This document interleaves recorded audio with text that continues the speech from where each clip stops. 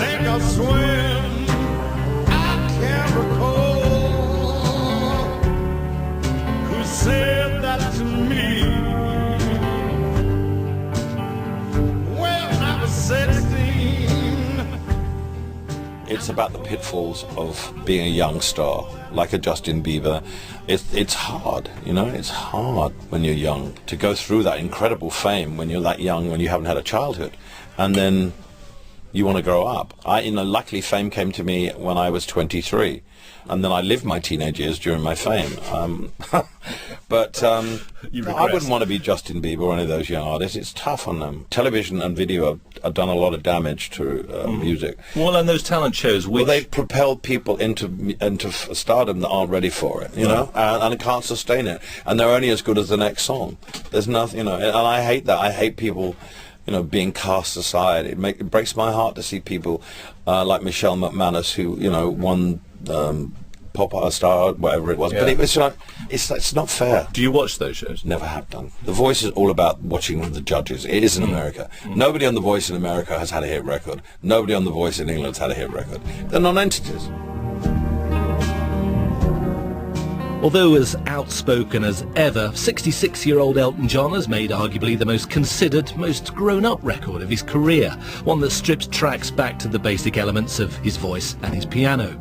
He argues that his longevity is the result of relentless touring schedules, but the father of 2 young boys, with partner David Furnish, admits that family life will soon slow down the work rate. I'm touring constantly. My voice is a muscle. It gets stronger. I'm a working musician. Do you have to look after it? No, I don't look after it at all. I only warm up maybe 30 seconds before I go on stage. That's extraordinary. And it's because it's being constantly used and you've never really had a break, and you're doing still, 100 dates a year sometimes? Yeah, 120. 120? Yeah.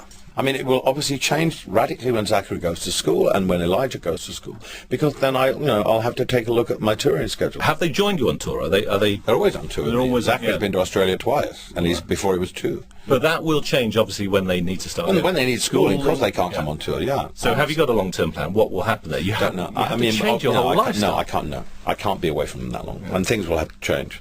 You can't plan life. I didn't plan my children. I mean, it was only because I went to an orphanage in the Ukraine and saw a little boy who we wanted to adopt that we couldn't because of the laws, and it broke my heart.